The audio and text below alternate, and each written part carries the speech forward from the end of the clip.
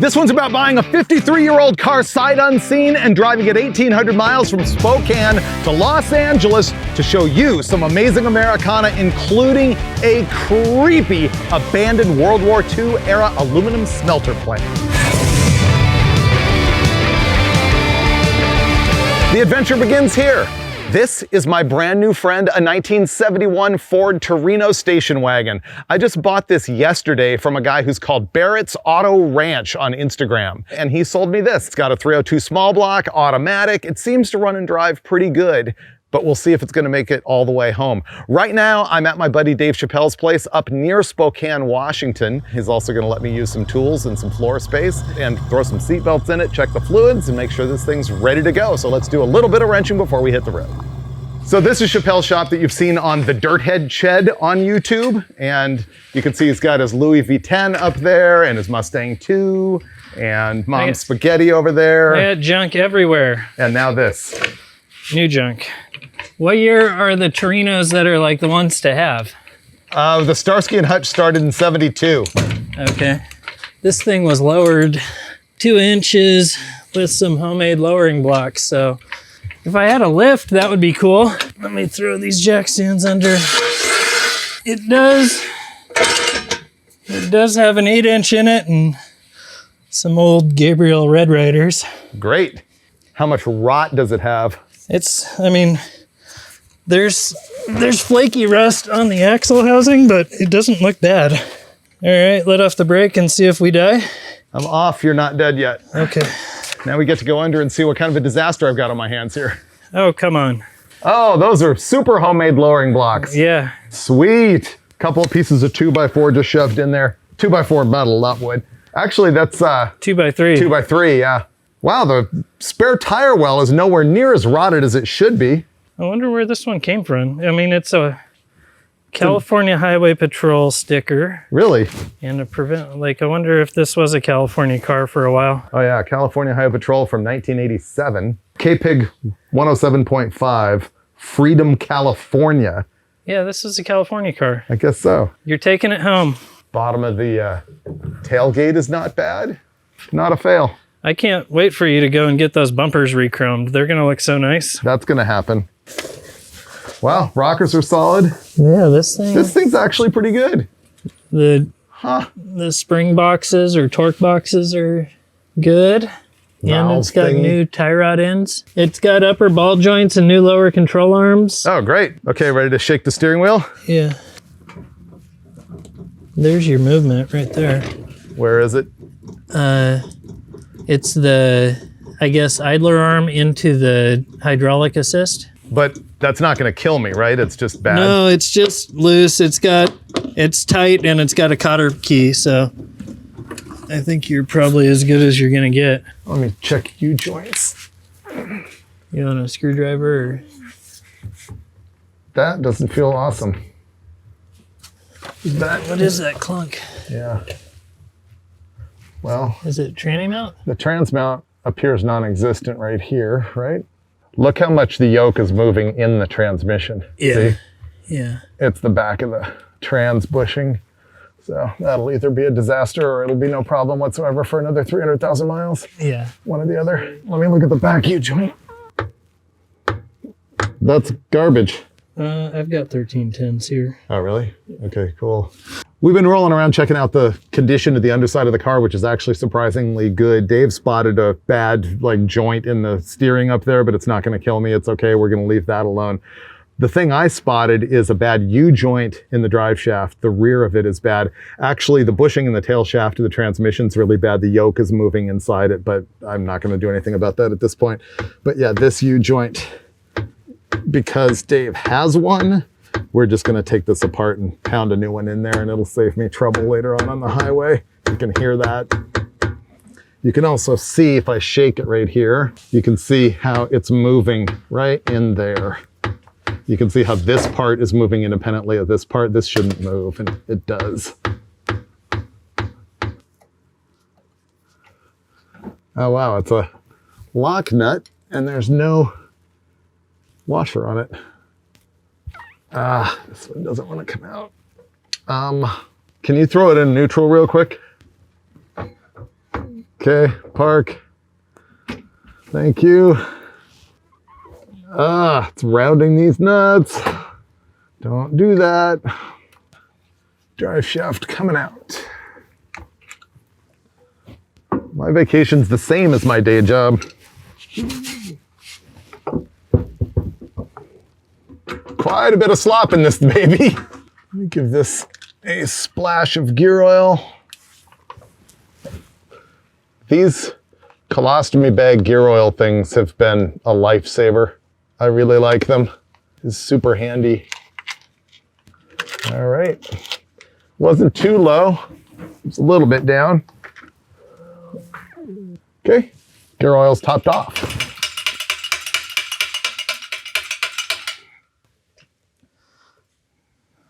See if that's enough to get that.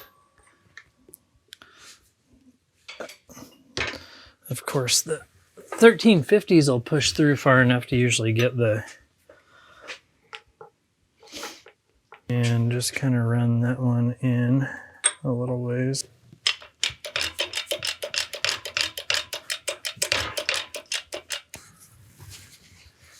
And give it a couple whacks right here. Whoa.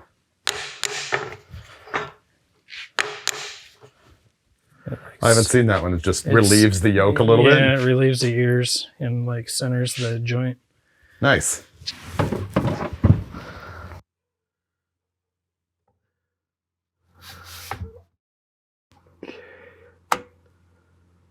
Big thing here is getting that cup inside that little tang right there.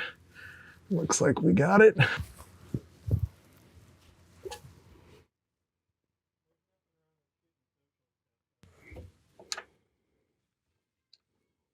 And that's it. Drive shaft fixed.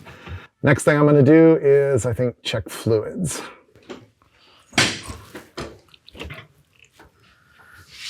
Yay, Ford. I love them. 302. All right, there's plenty of very black oil in it. Actually, you know what? It could be way worse. In the engine? Yeah. I thought we would have that. Yeah, see? That could be worse. Yeah. So, all right. Gonna leave that alone. How's the power steering look? That's all good. Master cylinder. Looks new. And appears to be full. Yay, and clear.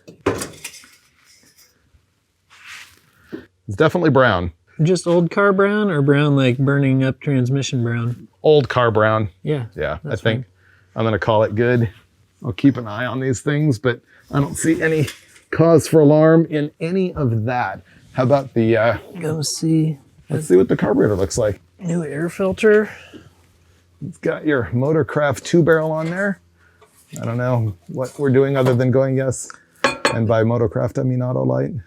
That's a 9100 or 9200 or whatever. I don't know the series on them. I've always just taken them off and thrown them away.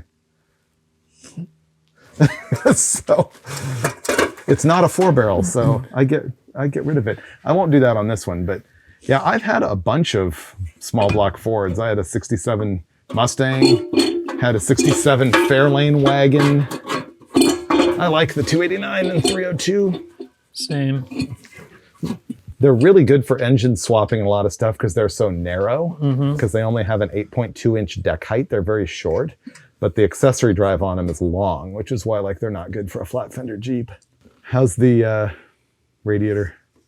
Holds pressure. Yeah. It's topped off and it's got green coolant. Cool. I think you're good to go. Barrett did me right. I was just looking and noticing that the fan belts on this thing, or the power steering belt and the alternator belt, are both pretty dry. So I'm going to see if I can find a part number on them so I can buy replacements and have them with me. Bumping. Bump. Stop. It says made in USA, so... Oh, dude, it says Autolite on it. How old is that? Original belt. Crazy. No, that can't be. Does it have a number on it?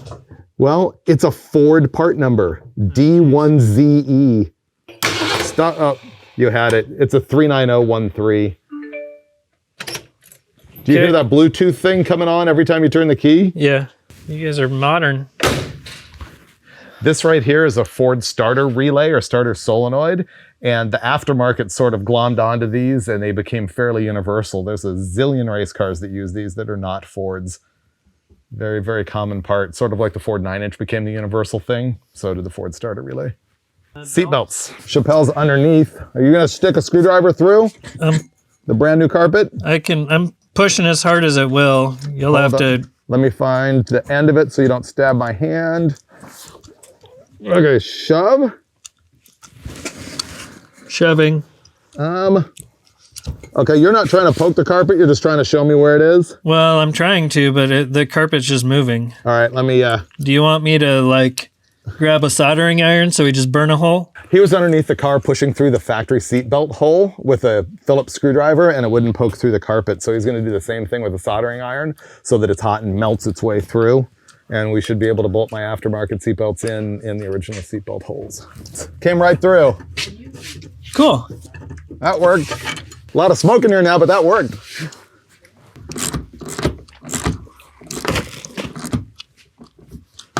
Cool.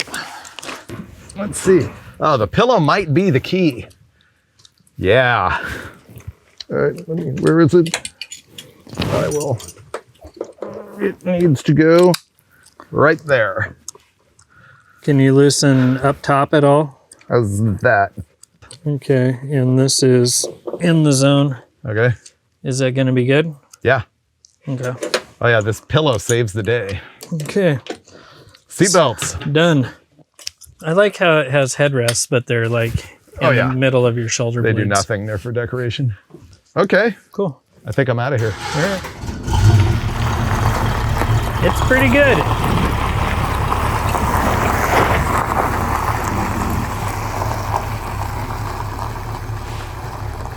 Dig it. Have fun. Drive safe. Take chances. Get rad. Dirthead Dave is great. Always super helpful. I think we didn't even show on camera. We welded up the door frame of my window here because it was rattling around. And now I'm off. Vacation's official. This car's also really familiar to me because I at one time had a 67 Fairlane wagon that was even the same green color. My dad bought it from the local dry cleaners. It was their delivery car and it had wood grain and everything on it. And I was like 20 or 21 or something, and me and my buddies got a hold of the thing and we thrashed that car hard and we cut the top off of it. Put like racing decals all over it, took it to the swap meet. That was something I would never do today. So I guess here's my shot at not destroying another mid-size Ford wagon. Runs and drives pretty good. The steering on it is squirrely, but aside from that, it's actually pretty cush.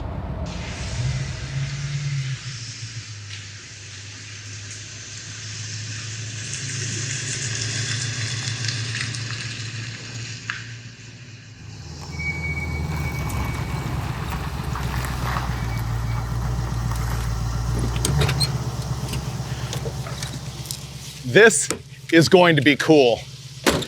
You can't get in here. Fortunately, I know a guy. This is the Kaiser Aluminum Mead plant. This began in 1942 as an Alcoa aluminum plant. In 1946, Henry J. Kaiser took it over, and it's been abandoned since I think sometime in the 90s. And eventually this is going to become housing, but right now it is just glorious abandonment. So I'm just gonna drive around and show you as many clips as I can of just like this amazing place. We shot an episode of Roadkill here where Finnegan and I were racing around in a couple of cars, but I never had a chance to really explore. And I don't know a lot about it, but we're gonna see a lot of neat stuff.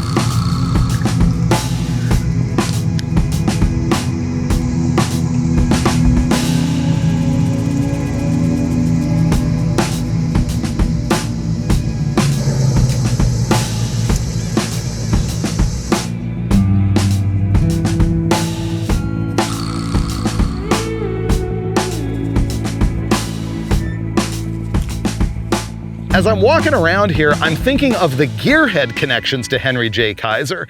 Of course, he came to fame as an industrialist who was one of the guys who put together Hoover Dam. There was a bunch of companies that got together to do that from 1931 to 1935, and Kaiser was one of them.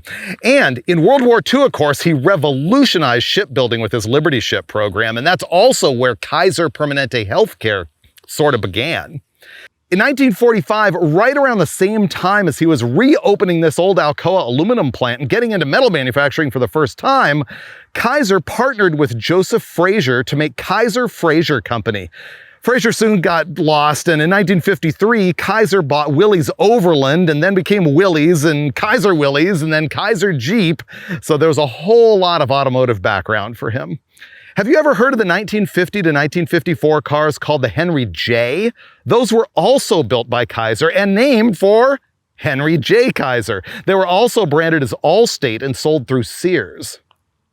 Kaiser also sold the fiberglass Darren sports car designed by Dutch Darren.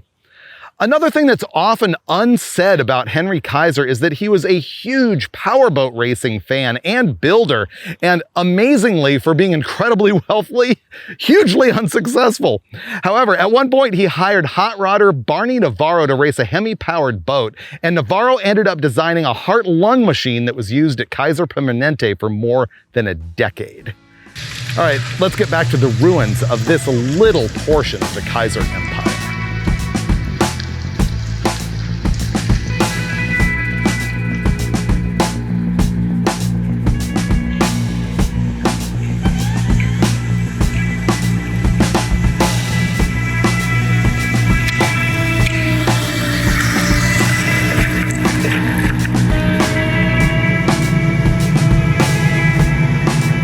Super creepy. Look at the old office with all sorts of stuff still here. Thermal insulation catalog, junk everywhere, old chairs, some sort of scientific equipment. Cool old Scotch tape dispenser. Look at that thing. That's probably World War II.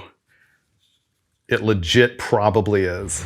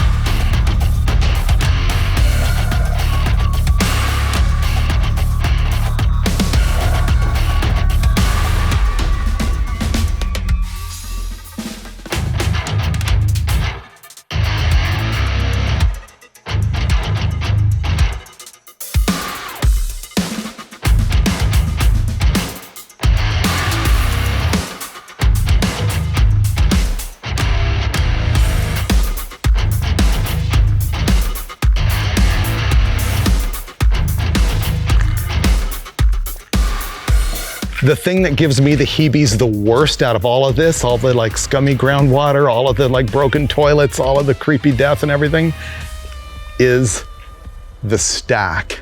Can you imagine getting on a ladder and going all the way up to the top? Not me.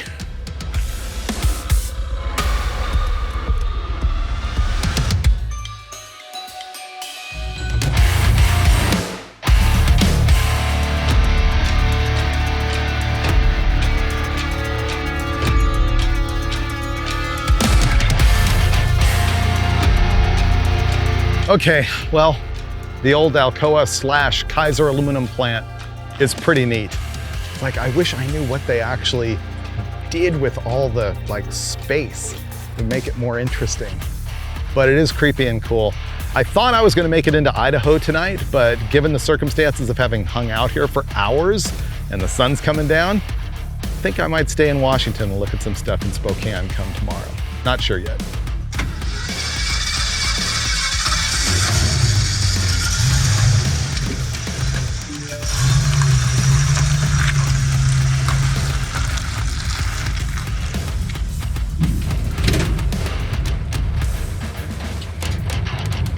I headed away from Kaiser Aluminum and drove to Coeur d'Alene, Idaho for the night, where I had dinner at this cool Paul Bunyan burger stand that's been there since the 50s.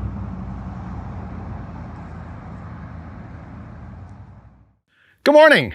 I woke up in Coeur d'Alene and just sort of hit the road. I've been taking the really small country roads, just sort of weaving back and forth between Idaho and Washington, back and forth across the state line. There's a bunch of roads that do that, and I've been just seeing little towns.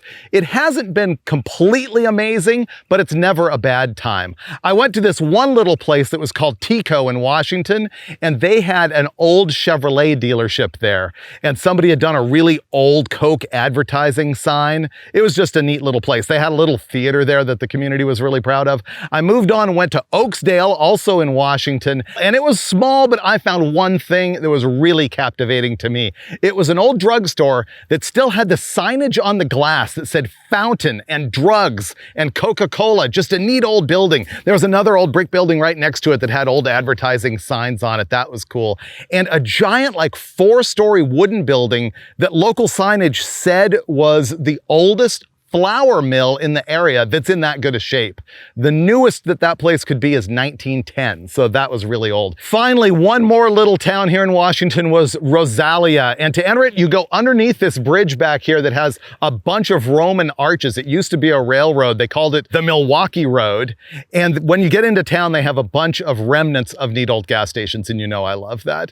So that's what I've been doing this morning, but I realized between wrenching on the car at Chappelle's house and my fascination with the old aluminum plant, we've never really stepped back and had a really good look at the car. So here's just a little bit of that. I'll remind you, it's a 1971 Ford Torino station wagon. Here's the fun sort of lineage or story about that. In the 60s, Ford, of course, had the Falcon, which was the compact car. That's what it was considered at the time. And of course, the Mustang, which is based on the Falcon. And then they had the Fairlane, which was the mid-size car. And finally, the Galaxy, that was the full-size. Well, in 1968 and 1969, the Fairlane had a trim level that was called a Torino. And then in 1970, when they went to the front end that looked similar to this, the car was known as Torino and the trim level was Fairlane. Then in 1971, which we have here, the car was just a Torino and the name Fairlane was completely gone. And of course, the next year in 72, they went to the Starsky and Hutch looking sort of fatter bodied Torino. So that's the story on the car. I also looked it up because, you know, I had that 67 wagon that was, I believe, the same color as this. I'm like, what do they even call this color? And you're not gonna believe it, it's super clever. It's a dark green. That's the actual Ford name for this color, but I think it's really cool. If this had the wood grain on the side like my last one, it would be the Country Squire. This wagon didn't originally have a roof rack on it, and Barrett, who I bought it from, basically just tech screwed a roof rack into this thing. So anyway, that's kind of my overview of the thing. It's a survivor, but also kind of a beater, and I hope it gets me home because I've got more adventures to have and more places to see. Oh, now you're gonna find out how it's been having trouble starting, or it's gonna fire right up. Wait for it. Nope. I think it has a vacuum leak. All right, I'm out of here.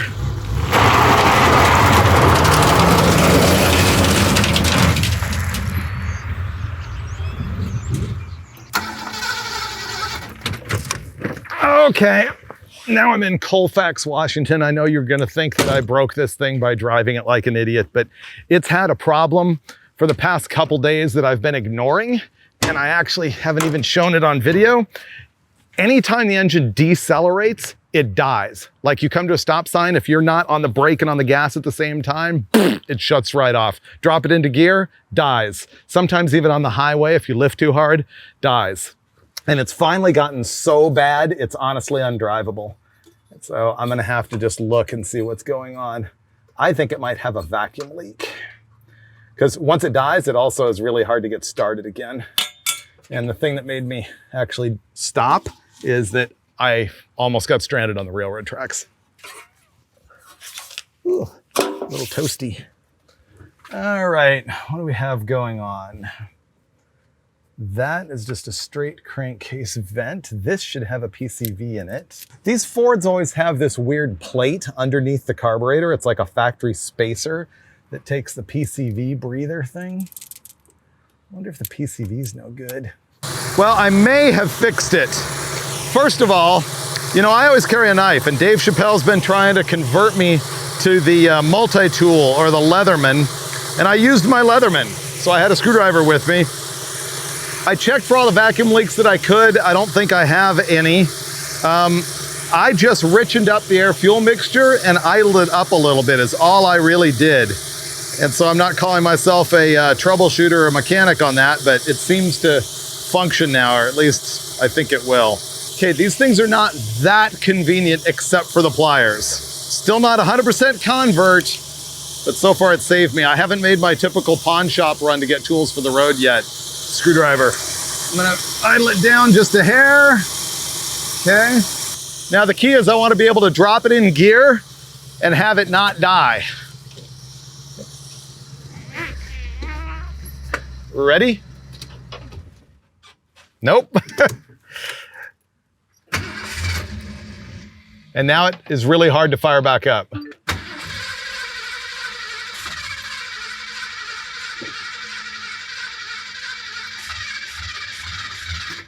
It's gotta have a vacuum leak, right?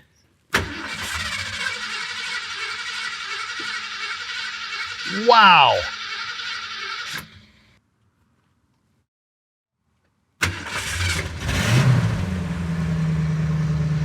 So I had it working, and then I leaned it out a hair and idled it down a hair. So now I'm gonna richen it up a hair and idle it up a hair.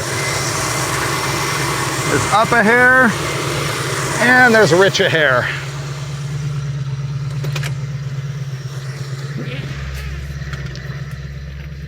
One more time. Oh, this is really frustrating. It dies like that at every stop sign. So after it dies, why doesn't it want to run? It's not dripping gas. It's about to kill the battery. Okay, I think I have it finessed. It's richened up, it's idled up. Let me do it with the brake on so it doesn't roll. If it gets any kind of load, it dies. Any kind. You saw I could put it in gear and let it roll and it was okay. But if I had my foot hard on the brake and it got a load, it died. It's gotta have a vacuum leak. I'm gonna put the air cleaner back on, slam it all back together, get to a parts store and get some carb cleaner or brake cleaner so that I can spray it around and find where the vacuum leak is. It's got to be a vacuum leak.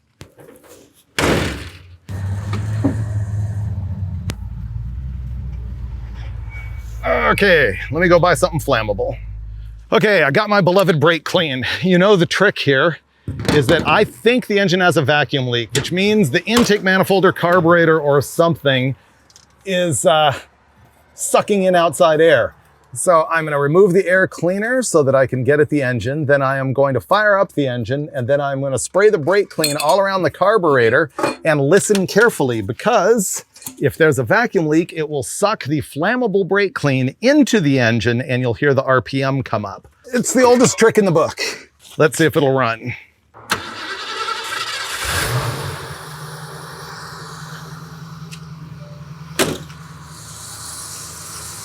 All right, now it's running pretty smoothly. I do have to make sure this is the flammable type. Danger, extremely flammable, but it is non-chlorinated, so it won't kill me when I burn it.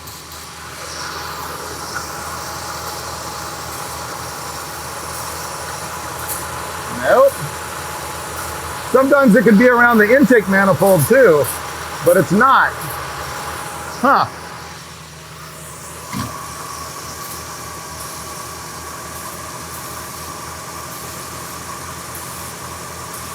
That does not have a vacuum leak. That's weird, because it acts just like one. Oh, I got some down here is why. Yeah, that'll do that. My trick worked in the sense that I just found out that I'm wrong. It does not seem to have a vacuum leak. I am going to richen it up way more on the air fuel mixture on the idle mixture screws. Huh, that's weird. I found a screwdriver in the glove box.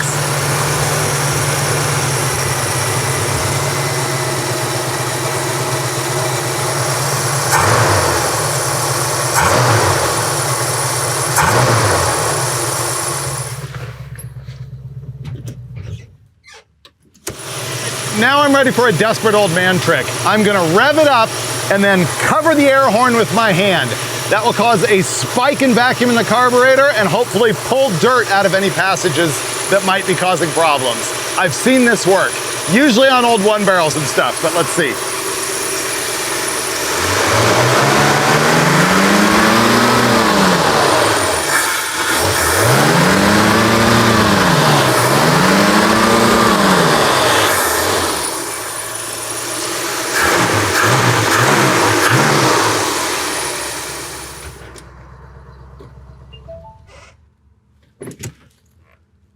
Okay, let's see what's going on inside the distributor. It's so conveniently located right here up front. How could you not want to play with it?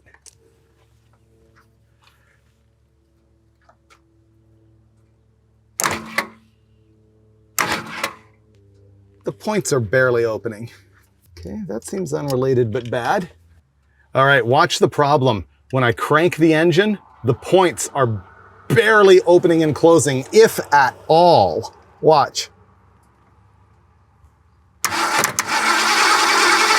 Wow, how is that even running? All right, this is crazy. I don't know how this thing's running, honestly. The points are essentially not opening and closing, like at all. So I'm gonna be adjusting that right now.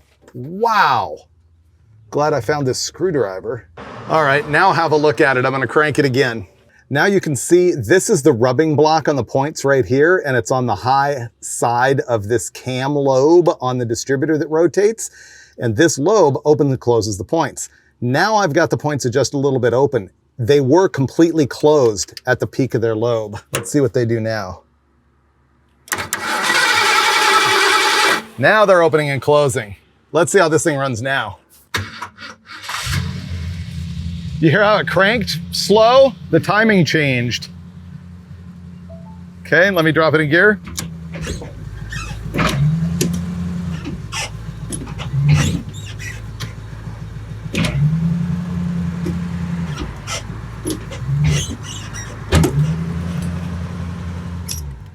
Wow. Okay, that's fixed.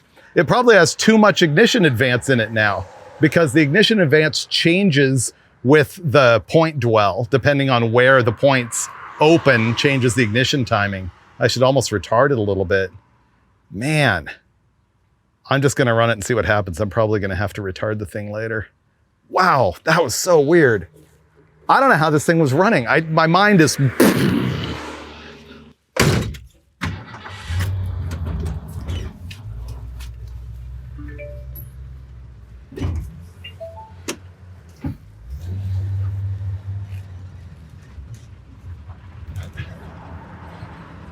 You know what, that was frustrating for a while. I was getting in a bad mood over it, but then you fix it and then you feel great.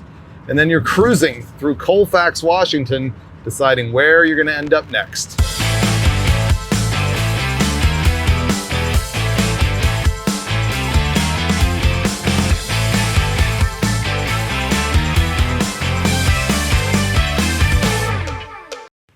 Good morning. I did make it to Moscow, Idaho. It's not Moscow, apparently. Moscow, I think. Is that right? I think that's right. I don't know, just more cruising today. I think I'm gonna pop the hood though and undo some of the tune-up that I did yesterday. Remember, I fixed the ignition points, and when I did that, I left my idle really high and my air fuel mixture really rich, and the timing's of course a little bit advanced now because I changed the points. So I'm just gonna fiddle with that just a little bit. You know, this is the trip that is going to be the shootout for me between the pocket knife and the pocket pliers. My normal everyday carry here is a Hogue K320 Sig Sauer edition, billet aluminum handles and stuff. I usually like to carry a knife. Dave Chappelle tells me that I'm a chump, and wants me to carry the Leatherman with the pliers on it. And so far, I'll say it came in handy when I needed a screwdriver to adjust the carburetor, which I'm about to do right now. By the end of the trip, I'm gonna decide if I really like this. Still a little bit clunky for me. I'm not 100% sold. There is my carburetor screwdriver. Okay, I need to turn in my idle mixture by about a turn and a half. I'm gonna have to fire it up and set the idle speed. You know, this morning I was thinking about this engine because I've said a couple times, I think, in the video, I really like the Ford 302. That Windsor engine family, called that because they're made in Windsor, Ontario, Canada, they come in displacements you might not be aware of. Of course, you know the 351. That's the taller deck height. That is a 9.5 inch deck height on the block. This is 8.2 inch. The 8.2 inch family is the one I really love because it's small and compact. And of course, you know the 302, also called the 5 liter. Of course, you know the 289. That was really popular. You may be aware of the 260, which was early. But did you know that the very, very first engine of this design family was 221 cubic inches. Yep, 1962 in the Fairlane, 221 inches. Thing I find interesting about that is it's the same displacement as the very first Ford flathead V8 from 1932 to 1936. How wild is that? And then there's the last one, which is freaky. Starting in 1980, for like a couple years, they had a 255 cubic inch small block Ford. Really weird. I found that out when I was like wanting to race one in Bonneville in a smaller engine displacement class, and I found that out. So, all right, let me fire this up and set the idle. Let me see if it'll go in gear without dying.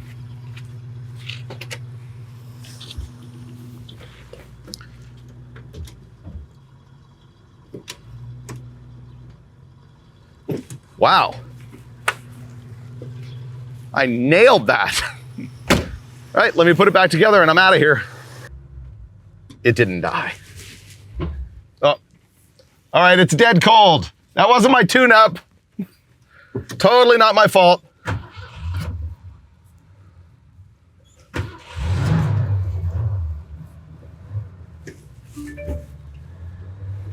All right, not bad.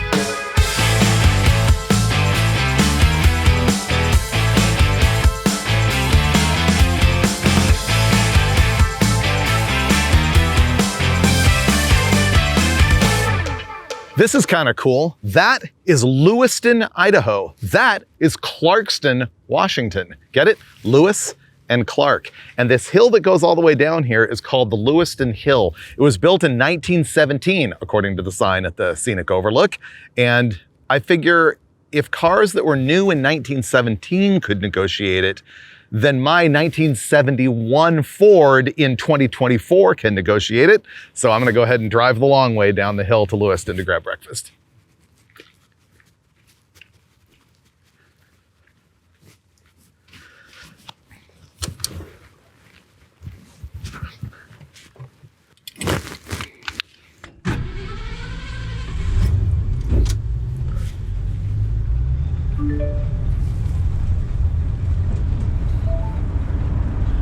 All right, the big hope here is that my four-wheel drum brakes survive the grade. I often tell the story about how people say to me, you know, how do you drive those really old cars cross-country? Don't you feel safe? You know, all those types of things. And I would say, well, what do you think people did with them when they were new? It's like I've told that story 100 times. And then you think of grades like this that guys were doing back in the, you know, this was built in 1917. So they were doing this in the 1920s nonstop, 20s, 30s, 40s, with those cars that had worse brakes than this one. Of course, they were new at the time, but I'm not sure that meant that they were any better than what this thing has right now. One of the keys to a road like this in an old car is don't just ride the drum brakes all the way down the hill. They will be hot at the end and you will not stop. My preferred method is, you know, just sort of slow it down, coast it through. If it's an automatic, you don't have any compression braking. If it's a stick, use your gears. What I do is, like right now, I'm on the brakes through a turn, now I'm off them, letting them cool off for a little while before I'm back on them again. Don't just ride the drum all the way. And that was Lewiston Hill, pretty good. Now I'm gonna go check out the towns of Lewiston and Clarkston. Lewiston had a pretty neat old downtown area that I was able to explore. I really like the sign for their Tribune paper, but I had to wonder how long before it falls over. The old signage for Bojack's Cocktails was epic. On the other end of the sign spectrum, a simple one for Eng's Restaurant. And the Liberty Theater. This was built in 1902 and converted to a theater around 1921. It was remodeled in both the 40s and the 70s and closed in the early 2000s. The locals are trying to restore it, so look up libertytheaterlewiston.com or the Facebook page. I cruised over the bridge from Idaho to Washington and from Lewiston to Clarkston and cruised the historic main drag, following the rule that you always need to drive both ways so you don't miss anything. After that, it was out of town right next to the river and into the countryside. And now, Pomeroy, Washington, which has turned out to be a real treat. First of all, I've been shocked at the number of people driving by here who have recognized me and stopped to say hi. So that's very cool. Meanwhile, I was stopped here at this gas station checking it out when the guy who owns it stops in and tells me what's going on. This is an old Phillips 66 station. He's now got a sign for Veltex gas here. Veltex apparently was sort of a smaller gasoline chain here in the Pacific Northwest that I was unaware of, but he says that's a super collectible sign. And he not only has this property, but another one down the street that is loaded with stuff like muffler men and Uniroyal gals. And he's got all sorts of old porcelain signage and cars, and it is no trespassing. And we did not break that law, and I suggest you do not either. But there's all sorts of neat stuff to be seen just from the roadside here. Also, on this property is the bus, but also an old Gerstenslager bookmobile. That thing's from the 50s. It looks like it's built on an international chassis. I remember those things from when I was a little kid. Later on, they were on the Ford vans that were probably more along my era. But anyway, this has been really neat. There is a cool downtown to see down here. It's real short, but it's real old and neat. We're gonna drive through that and then just keep on going.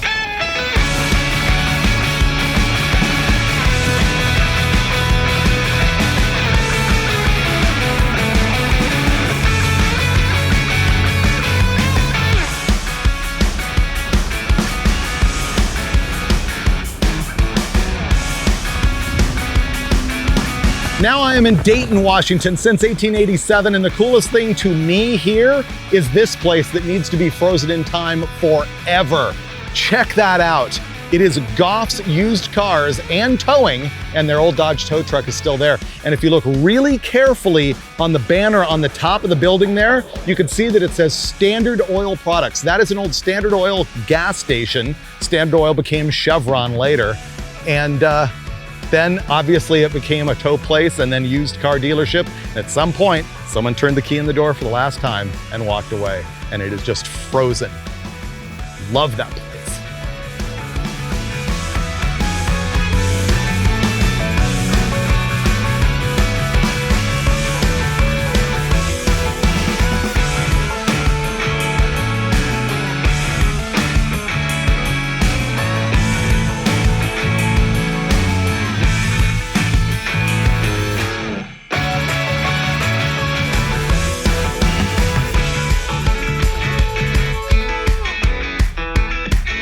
Here I am in the morning in Kennewick, and I have a problem because I don't have a problem. All throughout this drive, the rear end has been sort of puking on the ground fairly aggressively, and now it's not.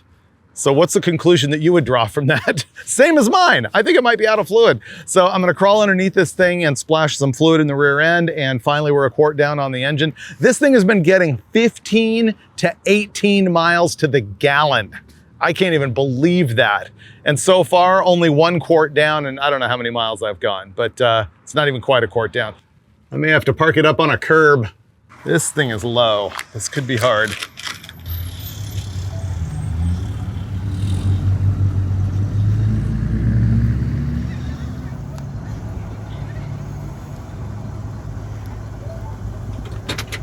Instant jack stands.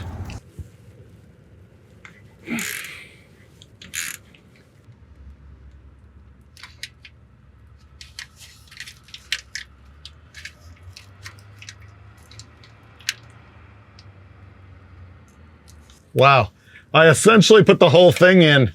I'm really glad we checked. Doing the shoulder blade walk is the worst. Got it. Whew. Well, I'm glad I checked that. It essentially drank the entire bag. So that leaks hardcore. Gonna have to keep an eye on that. Let me chuck some oil in this thing and get out of here.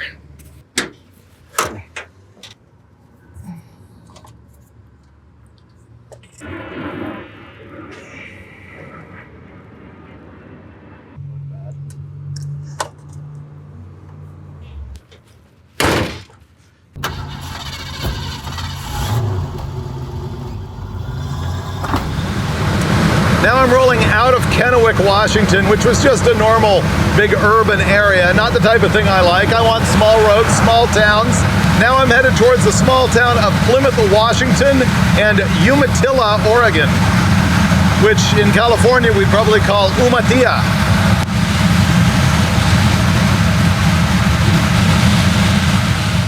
Now I'm in Oregon for the very first time on this trip. I'm in Umatilla. Let's see if they've got anything cool.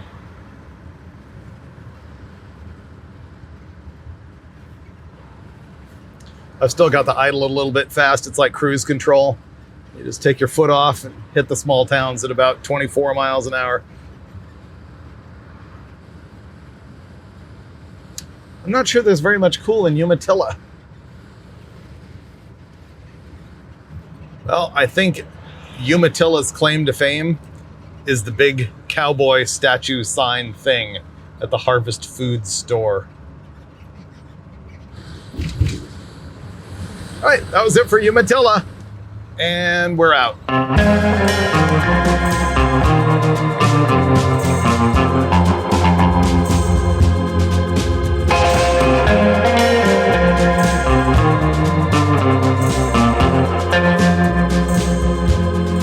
I made it to Pendleton, Oregon, which is in fact where they make the legendary shirts, or apparently used to. I went into the store, I really wanted to buy one, but none of them were actually manufactured right here, so I'm gonna pass. But I am gonna go look at their historic downtown, because they have some pretty neat areas.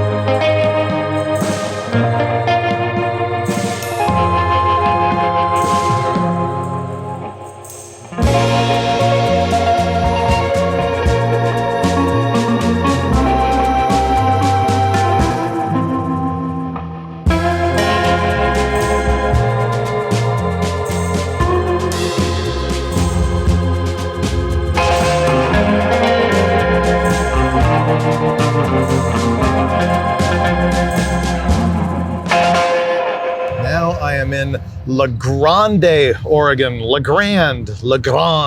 I don't know how they pronounce it here, but it's actually pretty neat. Very cool old town, lots of old brick buildings. The Granada Theater.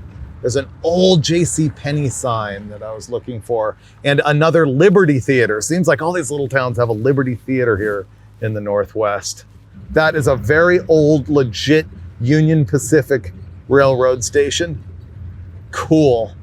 I like just driving around the back roads of these old towns and just looking at the old stuff. Well, I think that's it for La Grande. My favorite part of it is when I got out on foot and I found that old painting on the side of a theater that obviously used to be an ad for some kind of motor oil. And I like that it was in the middle of an ad with a door and a little balcony to absolutely nowhere. Pretty cool. That's all I'm gonna have light for tonight. Cruising into darkness, probably to Baker City, and we'll see what happens tomorrow. Just kidding. I thought I was done for the day, but right down from La Grande, I spotted Hot Lake Lodge, with a natural hot spring. The 64,000 square foot building dates to the earliest 1900s, and the place has been a lodge, a sanitarium, a resort, and hospital. It was a World War II nurses training center, an insane asylum, and a nursing home. In 1934, half of it burned down, but the brick building survived. It was abandoned for years and trashed, but it's now been restored as a very cool retreat that even includes a movie theater. And I understand at one time this place had a surgical theater when it was a hospital. After Hot Lake, I drove through the little town of Union, which had some very cool signage. None of the signs were better than the greatest vintage Rexall drugs location I've ever seen. Finally, it was on into Baker City for the night and the killer Baker Truck Corral sign. Good morning. I cannonballed it into Baker City, Oregon last night, and I guess I'm just on a cruise this morning. It occurred to me that I haven't shown you something. If you are like a younger generation person who has never seen an old school station wagon, then you might not have seen this trick. First, yup. Second, wait for it. Whoa! How do they do it? Seriously, that's pretty trick, isn't it? Almost every wagon back in the day was like that. I remember it a lot. So how come I don't carry my luggage back here? Because it's easier to just throw it in the back seat. All right, I'm gonna hit the road and see what we can find out today. Let me roll up the window. Whoa, that's what I was worried about. And then I spent 20 minutes off camera making the rear window stay up because the regulator's all hinky. All right, let's go.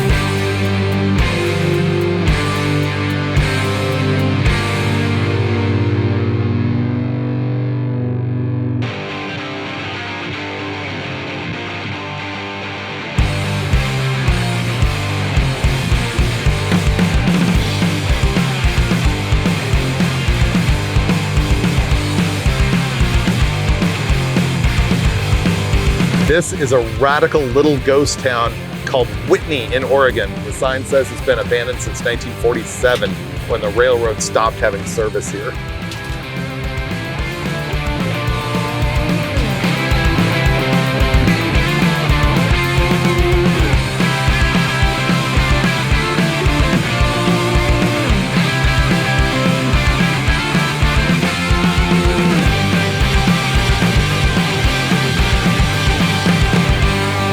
I've been making miles, lots of very scenic, awesome stuff.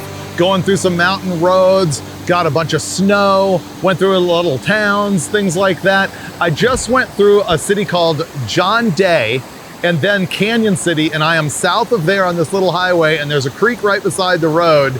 And I look over and there's a truck cab, so I had to stop. That's like my major tourist attraction. I wish I could identify it from here. I'm not sure what it is, but you can tell that thing has been in this creek bed a long, long time. And I want to say it's super cool, but I also wonder, how did it get there and what happened to the people who left it behind? I'm assuming it was just like dumped off from the other side or something like that. Anyway, pretty neat. Let's make more miles. After spotting the truck in the creek, I just motored hard south through sort of the middle eastern part of Oregon. It was wild how it went from rolling hills to forested mountains, to creek-veined valleys, to sagebrush desert, and then the Abert Lake region and what they call the Oregon Outback. Finally, I landed in Lakeview for the night. And like that, it's morning in Lakeview, Oregon. At this point, the Torino has rolled 960 miles from the Spokane area, and today I'll be dipping into California for the first time on this trip. Thing is, if I were to follow what my phone tells me to do, it would be 700 miles home. And I've got 2 days to get there. My vacation is coming to an end. So we'll see what else we can find, but I'm gonna have to start to sort of cannonball at this point. Last night when I was sitting around, I was like, why is it called a Torino? The Ford Torino. And this is Wikipedia information, so take it for what it's worth. But they say that it was named for Turin, Italy. We call it Turin in the United States, and in Italy, they call it Torino. And apparently it is where they manufacture a whole lot of cars, things like Maseratis. Because, you know, when you think 71 Ford Wagon, you think fine Italian refinement.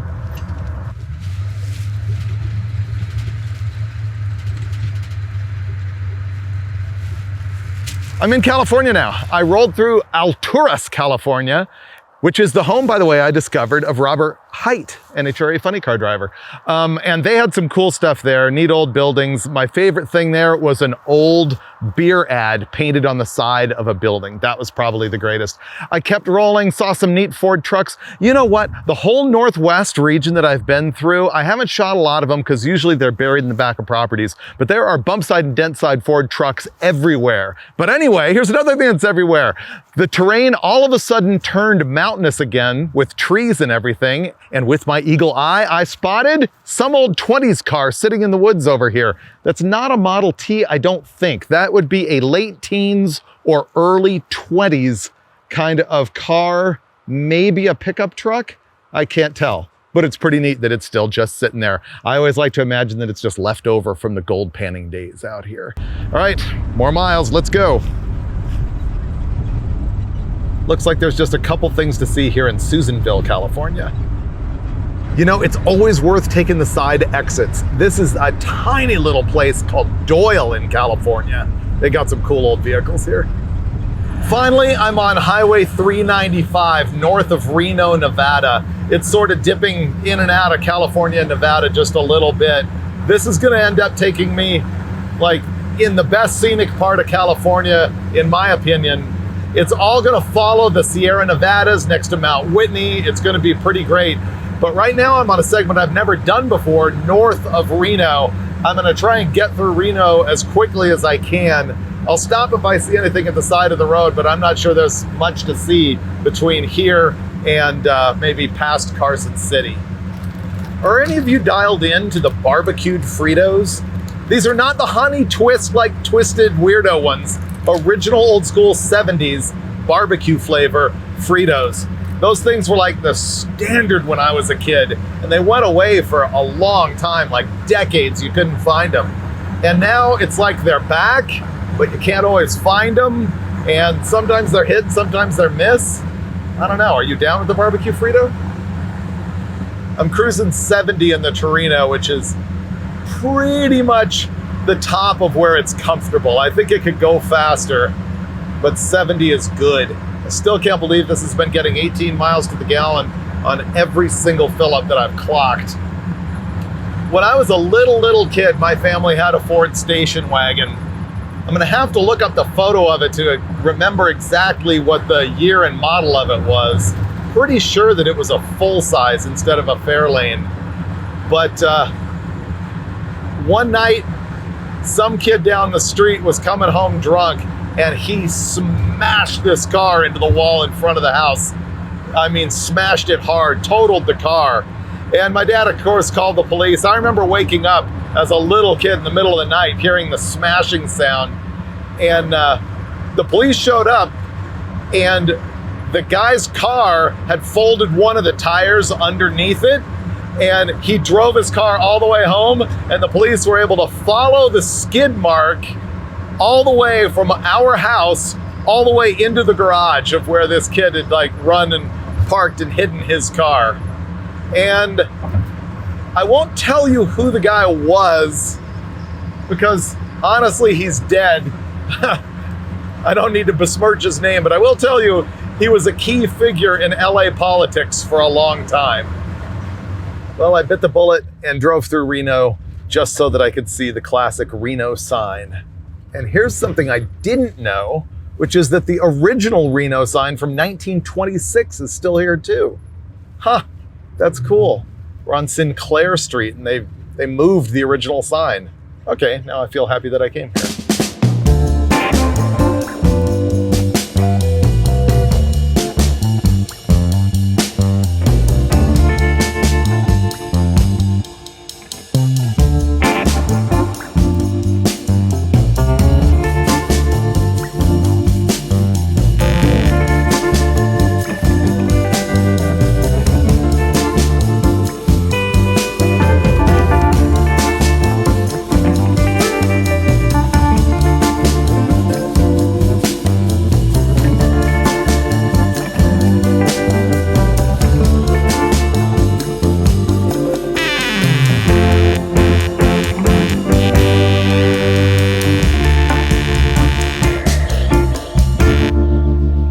I'm in Lake Topaz, Nevada now, and woke up to a surprise. There was actual snow on the roof of the wagon this morning. I did not see that coming. I also switched to my hoodie, and yes, I realize that this firing order will do me no good with this car.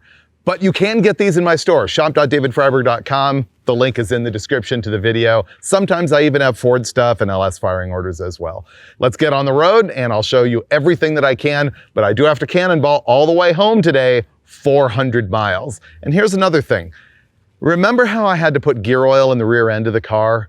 It has been leaking, but when I switched to the thicker weight oil, 140 weight, it slowed down a lot. And I don't feel like lying on the wet ground to top it off. So let's cross our fingers and hope that there's still gear oil in it and I'm not gonna wreck it on the way home. I think it's okay. All right, let's go. Let's see how this thing cold starts.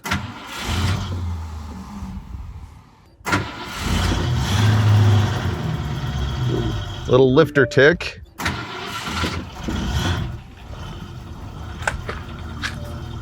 Lifter tick tells me I'm gonna be checking the oil.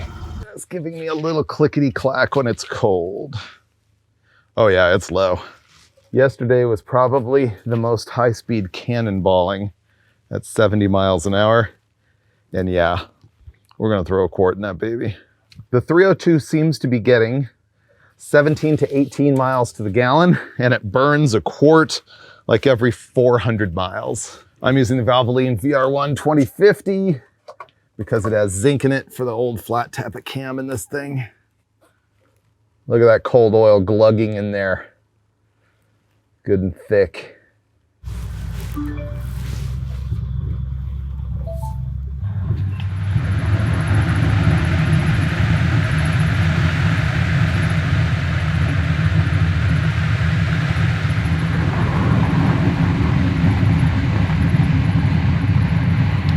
The weather has been crazy.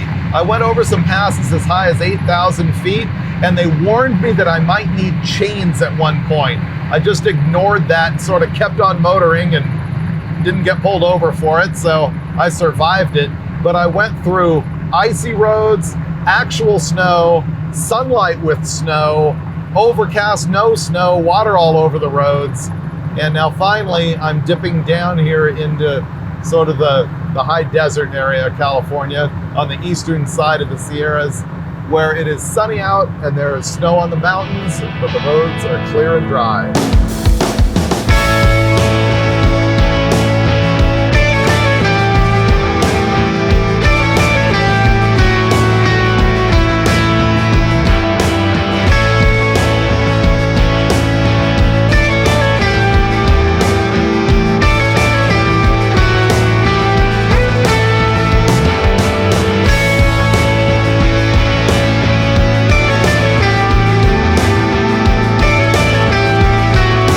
I ended up blowing right through Bishop, threw some gas in the car, threw some groceries down my neck, and I drove past the Bishop Theater, and I actually remembered seeing a movie there, and it was Air America in 1990, which is 34 years ago.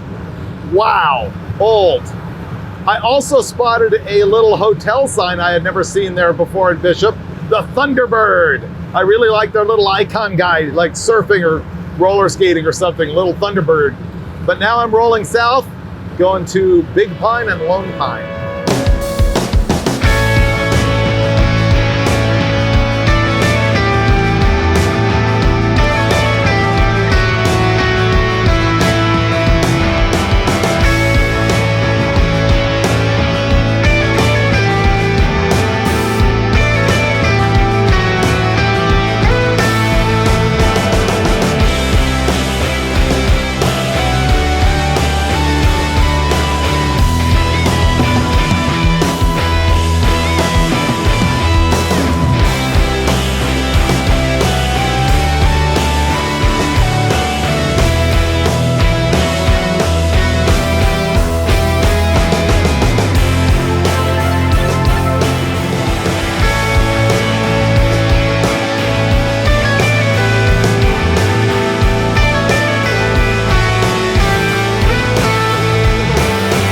Finally, we're in Lone Pine.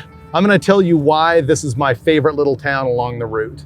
First of all, there's a couple of good restaurants here. There's a good dive bar. There's a really good hotel, the Dow Villa. It's been there since 1923. I've stayed there. There's both like an old half and a new half. It's great. Also, access to the Alabama Hills. That's where many, many movies have been filmed over the years, way back into the dawn of Hollywood. Many old Westerns shot there. And there's a museum here of early vintage film that was done all around here. Also, the population density of great old signs here is way better than any other town along the route. But then, let's get into the most important thing, the trout. We went through Bridgeport and we saw Ken's trout. And then we went through Bishop and we saw Max, and their sign had a trout. But then, once you get to Lone Pine, they have not one, but two trout signs. One for Slater's Sporting Goods, and then not even a full block away, another one for Gardner's Hardware. I love the 50s old trout signs.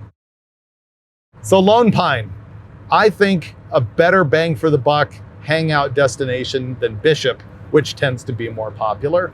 Also, Lone Pine is immediately adjacent to Mount Whitney, which is the single tallest mountain in the continental United States, in the 48 states. Denali up in Alaska is bigger. That guy has a cool Chevelle station wagon. So Denali is taller, but Mount Whitney is largest in California, largest in the 48 states. And now, more Highway 395 for your viewing pleasure. Now I'm in the very windy Pearsonville, California. This yard here used to be a massive wrecking yard. I remember cars as far as the eye can see. They briefly had a motocross track here, and starting in 1975, they had the Pearsonville Raceway too, a little circle track. I think it was a dirt track, I'm not positive. I think it closed sometime in the late 80s, maybe 90s. I'm not certain.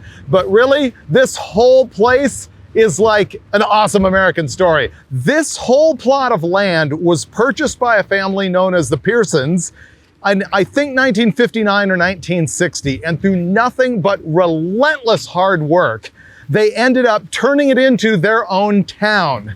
It had its own zip code and its own post office, and it was on the map as Pearsonville, just by them building and building and building. They had not only the wrecking yard, but as that started to grow, they also opened up a garage, a towing service, mini marts. They started housing for other people.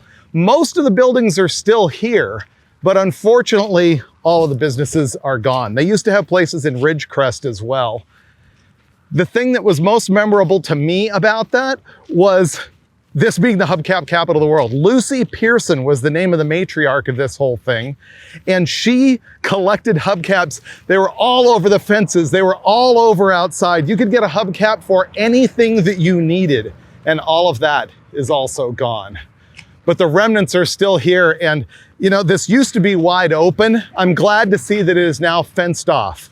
When I go to places like this, I do not jump the fence. I do not trespass. I hope you don't either, because I just want to preserve this, you know, as best as I can, or as best as it can be preserved, not by me, just for future generations. Wow. Pearsonville, just amazing. But there's one more thing I have to show you. Wait for this. And there it is. In this video, I delivered not one, but 2 Uniroyal gals. You know what these are? They're from the same family of muffler men made by International Fiberglass back in the 60s. You know the big muffler men or the Paul Bunyans, and they also had like what they called the Indian. Well, they did the Uniroyal gal as well, which apparently was commissioned by Uniroyal Tires for their tire stores.